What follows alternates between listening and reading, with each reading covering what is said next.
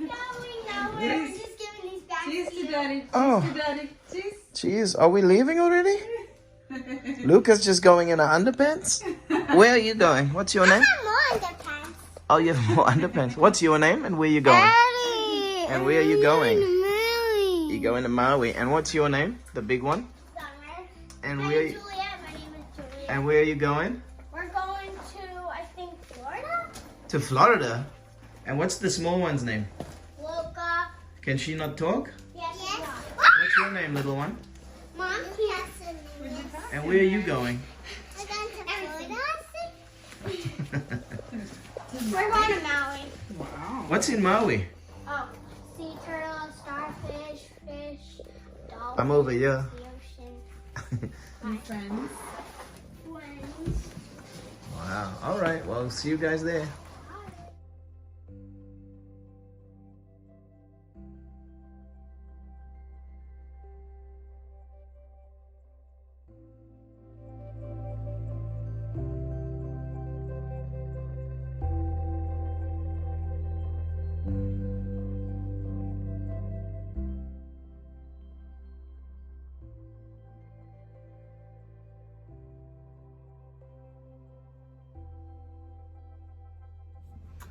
Hey guys, coming to you from a quiet car finally, with a minute to catch up with y'all and fill you in on the latest by us.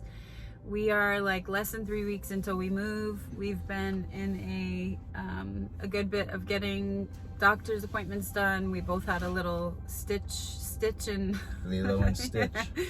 Grant had a lipoma removed from his back, like a 6-7 inch lipoma. So he had that surgery. I've had some like moles removed on my body. I have had some stuff with my basal cell going on that I'll update in another video. We have been getting all kinds of appointments done and selling stuff and buying suitcases at thrift stores so we don't spend a ton of cash on suitcases because we are selling everything and we're not shipping anything. All kinds of stuff like that. And keeping the kids busy, doing our summer bucket list. I shared about that in my TikTok. But anyways, we wanted to talk today about, and you also had your guys trip, your guys trip, which he still doesn't have a voice from. So I lost my voice and then I got sick from an epic weekend with friends yes, in Orlando. So yes. much fun. So fun, yes, Yeah. super redemptive, Yeah. and yeah. So I've had some good stuff with friends as well, family. It's just been really, really good for our hearts. Closure with moving and feeling like one chapter is closing and another one is beginning as we come up on our 20-year anniversary in Florida, 18 for G. This video is going to be about homeschooling because it's that time of year that you're going to be deciding, if not already you've decided, but there's a lot of people that have made new decisions about homeschooling, or maybe you're an existing homeschooler. We want to share about homeschooling because we have a passion for it. But I want to preface it before I say anything about this because homeschooling is not this hierarchy thing that if you don't homeschool, like something's wrong or bad or off. It's not that at all. It is not for everybody. And you have to be very intentional about it if you're going to do it. You know, and that's what we've really seen. So I just want to preface it by saying that if it's not for you, that's okay. Like if you have decided to go a different route with education, that's amazing. Good for you. Be proud of that. For us, we have felt from the beginning, before we even got married, that we would always look forward to traveling as a family regularly and being able to homeschool while we did. And so we didn't know if we would homeschool later in life and do that, or if we would homeschool all throughout. But since we've had our kids, we have made a decision to homeschool since day one. And we've had amazing collaboratives that have supported us in that. I'll talk about that in a minute. And so it's worked, but we also have every year reevaluated, is this for us? Again, is this the best for the kids? Is this gonna work? Can we make this work? Is it gonna work with our income and our financial reality and all that? So, meaning that when you homeschool, one person usually has to get a little creative with the income strategy, and then the other person has to carry a little bit more or not. I mean, you have to talk about it for each family. So with that said, we want to just talk about a couple things with homeschool. So why don't you kick off, babe, and just talk about like the education just in general, like why we've been passionate about homeschooling, and if there's anything that you want to share that sticks out regarding that. You have a 7-year window, which Right. is the most fundamental part of the learning phase of a child, and that first 7 years will determine how that child processes information, how that child processes pain, how that child processes disappointment, how that child view themselves. And so, you know, with that said, we were like, let's really try to lay this foundation of love and acceptance and compassion, Family. and courage and family and identity.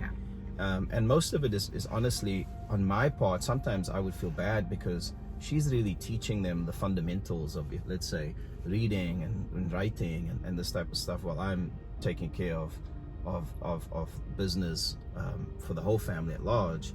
But for me as a dad, my teaching is more, I model what it looks like to be a man, to be a father, to be a husband.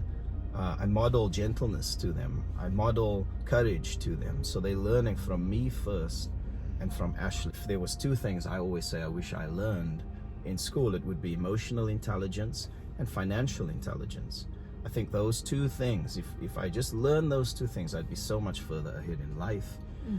You know, a school system was created for the children of factory workers This is the origination of the schools. in the industrial age. Yeah. You know, That's where it started. That's Yeah. where school started. It was a one size fits all. Here's a curriculum, here's a system, here's a time frame.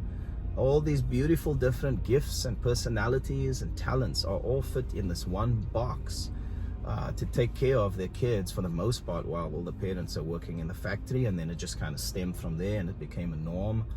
But I hated school. I was so bored in school. It just was never for me. And I used to believe the lie that maybe I'm stupid because I didn't get the best grades in school. But Right. you know, so That's I good. think, homeschool, it's just giving them the space to recognize the gifts and the beauty that's on the inside of them, that's not in some rigid format, because they are just much bigger than some box. Yeah. So that's good. So he's, you know, what we're trying to say is that there's freedom within homeschool for each individual child to do and be whatever they need in their individuality, and we haven't seen that in education systems, right? So there's like, you know, you're just in this structure, you're in this box, you're behind the desk, you're doing a ton of homework, you're with one teacher. It's usually one teacher to 12 or 20, you know, it depends on the class, right? But how can one teacher meet one child's needs? Nobody can do it like the parent can do it, where you're able to, you know, there's a scripture that talks about training up your child the way that they should go and they'll not depart from it. That scripture means that you help find each child's purpose and you help train them up in it. So meaning that it's not about this faith thing, it's about helping and teaching each child who they are, because you're seeing in them who they are, because you're their parent and you know them the best, and you're helping to groom that out of each of them. And so we have 3 kids, and with that we've seen each child is so different and they learn so differently and their needs are so different, and their, you know, the things that they get triggered by are so different, the things that they are wired in are so different. And we're so thankful that we've been able to have the space, the time, and the freedom to find that, groom that, meet with them in that, walk with them in that. I mean, daily being able to help raise them up, basically. Like a discipleship is being with somebody daily and walking with them. That's what homeschool is, honestly. And so Well, I think of sorry to interrupt you. okay. Train up in a child. It doesn't say train up a child in the way that you should go, or in the way that culture should go. Right. Yeah, I was gonna Train say up a child thank in the you. way that they should go. Right. It's much harder to have and to give and to make room and to make space for somebody else's self-discovery while you on your own journey of self-discovery, That's right, yeah. than it is to create a box. This is the way you should go, and you fit in here even if you don't fit in here. that was my story growing Right, up, right. and that was my parents' story Yeah. growing up, like most of you probably. If you even research, so if you research, we encourage you to research, where did education begin? What was the heart behind it? And also how the US ranks in education in the world. Finland is number one. Finland starts children in school at age 7. They do minimal testing, they have minimal homework, and the kids test and rank Thrive. the highest. They're thriving, right? So you want to learn and glean from the country and the places that are crushing it, right? So with us, we've really done a lot of the back end work. We've done a lot of research. We take it very serious. We don't just wing it with homeschool. Like, we've really made a lot of shifts and changes with our income, with how we do it. I work at night.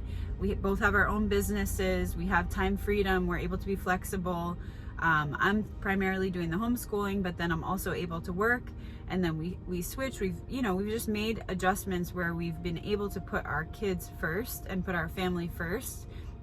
And that's really what homeschooling needs to be. If you're considering it, if you're doing it, your kids have to be first. Not to say your marriage is second or anything like that. I'm not saying anything along those lines, but it can't just be this thing where you're like, yeah, I'm gonna homeschool. I'm gonna, do all these things and then like put my child on the back burner and we'll get it done. Like, no, you have to really think through how you're gonna make it work, because your children are a priority and so are their education. So is their education. So it's like, you have to think through, how are we going to do this? How is the schedule going to work? How's the flow going to work? So a couple things that have worked for us is we've had a part-time helper who's been a dream and a gift since we've had our 3rd child.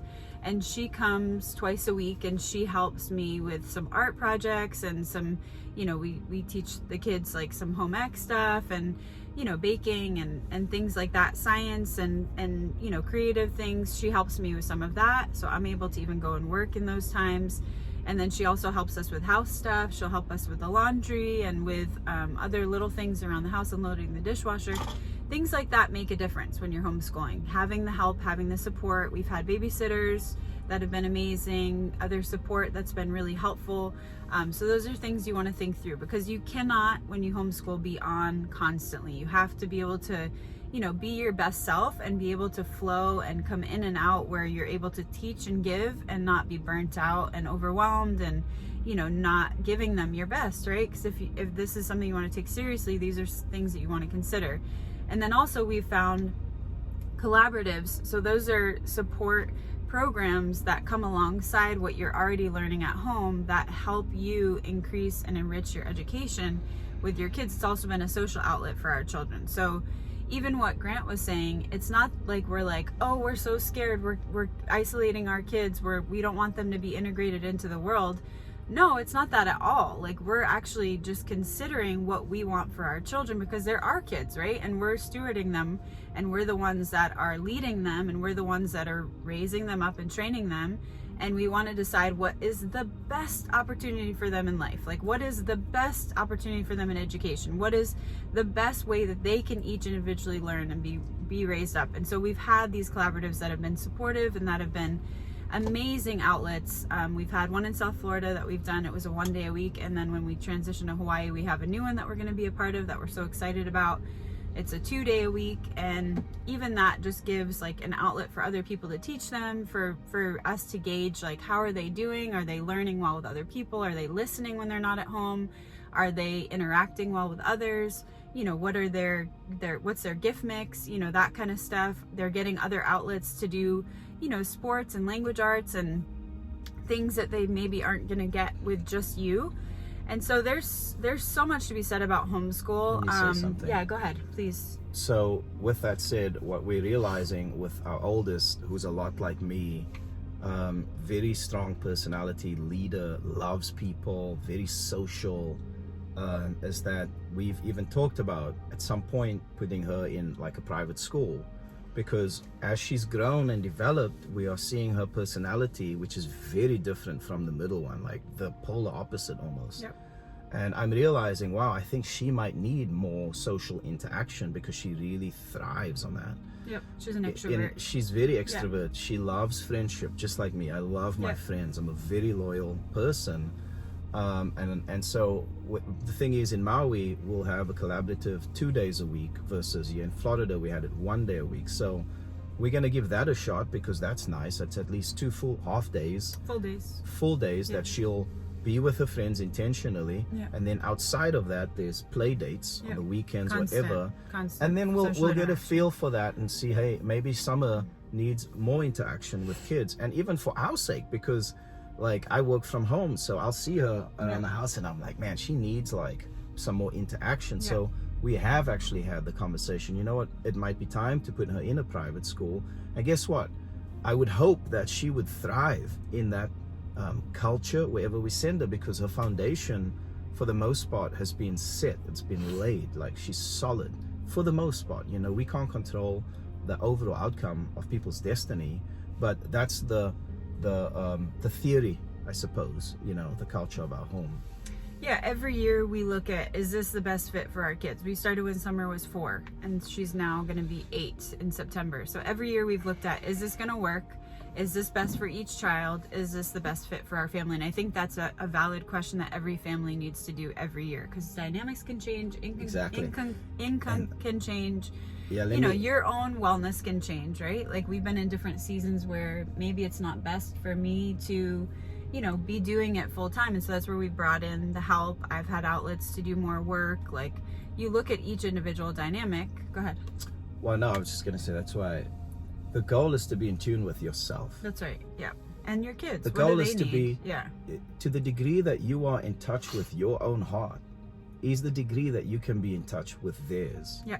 So for me, sometimes I would feel bad that I'm not more practically involved in teaching in time, just because I'm just trying to figure stuff out on my side of the lane. But I know that there's Right. one thing I can do. It's practice restraint when I discipline my children. I'm not a perfect dad, but it's practicing gentleness. It's modeling Being patient. heart Yeah. culture Yeah. to my children, being patient with them. Because it's caught, not taught. Exactly, and Yeah. they see it and Yeah. they feel it. Yeah. And you should see them around people. If you know them, they're like these little old souls. It's really precious to see. My point is that when you are that committed to an Example, yeah. inside-out lifestyle, you know, balance and breakthrough from within, you'll just have a sense. There's an impulse about it where it's like, okay, whoop, we went this way, now it's time to shift this way because it might be time for this, and life is not black and white. That's right. In case you haven't noticed, And we're not set we're on not one thing. saying Yeah. it's only homeschool or nothing. Yeah. We're saying learn how to become a student of the heart, of you. Yeah. Learn to love yourself well with all of your drama, and as a result of that, you'll operate in another level of wisdom. Yeah. And wisdom helps you to discern and to execute that discernment in the different seasons, in the different faith, finances, fitness, family, fun of Yeah. life. So anyway. And then lastly, I just want to talk about, because I don't want this video to be super long, it's already pretty long, but I want to talk really quick about attachment and mirror imagery, because there's a mirror neuron in children's brains that starts when they're little, I mean from day one, but you really see it kick in when they're, 2 and 3 and on. And so there's a book called Hold On to Your Kids that I would highly recommend you reading if you're going to homeschool, and it talks a lot about attachment and what children need as far as, because there's this big thing like, oh God, if you homeschool, like when are they going to interact with their friends? Like, sure, of course, we know that they need friends, but what kids actually really need, if you read this book, there's a doctor that does all this research. It's a long read, actually. I don't think I've finished the book yet. It takes a while to get through it. Gabor Mate. Gabor Mate. And he talks about attachment, and what children really need is a healthy attachment with their parents. That's what children long for, and that's why children rebel. That's why children don't learn well. That's why children don't listen well. And so what we've really seen is, as we've leaned in and we've learned more about the fact that they actually just want to attach and reflect us, because children reflect the behavior that they see. They reflect the actions that they watch. They speak the language that they listen to. They catch it, and they don't, caught not taught. We say it all the time, but children catch what their environment is. And so if you're putting a 2-year-old in a daycare and they're around children that are hitting and swearing and cussing and doing all these other things behavior wise because they're seeing it at home, your kid is going to do the same thing. It's the same thing with school. It's like whatever environment they're in, they're absorbing it because that's how they're made, and they're looking for somebody to attach to, and you want them to attach to you as a parent, not to their peers. You don't want them to be codependent on peers who are 7, 8, 5 years old, 3 years old, and then they're a lost cause because they're trying to grab onto anybody and anything that can be consistent and attach with them. It's so fascinating. Anyways, with that said, to define attachment, it's basically finding love and acceptance, being consistently accepted by the ones you love, so that they don't go to their peers to find the love and acceptance, because that causes inauthenticness, and when you are no longer authentic, you detach from your true self, and that's when addictions start. And addiction is not just drugs or alcohol. Codependency with other people, with other that's friends. What she means by attachment. Very important. And so we both experienced the other side of it. We experienced the peer attachment unhealthily. We experienced the substance attachment because we were not healthily in an environment where we could attach and stay attached. Nothing against our parents and the way we were raised. We know they did their best. We've resolved all of that. Yeah, most of but us what do. we want for our children is different, because we've done the research, we've done the homework, we know what we are wanting. And so highly recommend you researching attachment. Hold On to Your Kids, the book. There's a book called Wild and Free as well by Ainsley Armont that's off the charts if you're looking to homeschool. There's plenty of other resources, but those two are the two that I would recommend if you're looking to homeschool. And overall, I mean, what we've seen is, as we've homeschooled, as we've leaned in, as I've surrendered more and just been so present with my kids and really have worked on the inside stuff that's come up, because it really will bring up that stuff. That's why so many people are, oh, I could never homeschool. Oh, I could never be with my kids. Yeah, that's because you have to commit to a lifestyle of going in and dealing with pain and all the things that are going to trigger and come up when they are home with you, because they will trigger you, and that's how it was meant to be, so that you could continue to evolve and grow with them.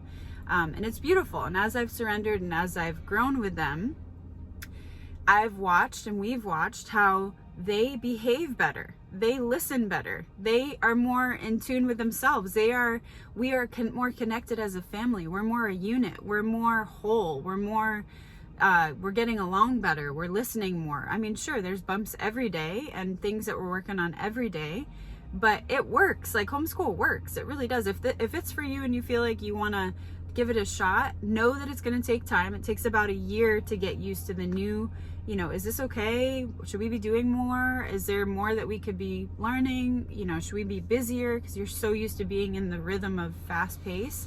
It takes about a year to get used to it. Once you get through that transition and you're in it, you're like, this is amazing. The fact that I can be with them daily, walk alongside them daily, we can live life together, we can be healthy and journey and adventure and travel.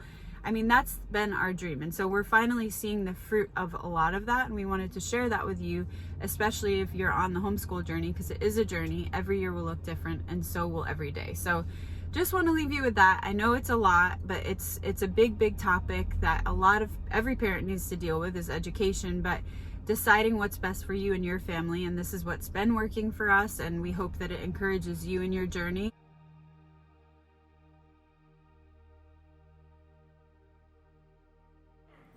Pretty, right? Oh, these are cute. Mm-hmm. Mom, how do you like Anna and Aurora? Very, very cute. Bingo and Rolly! Is that what this is?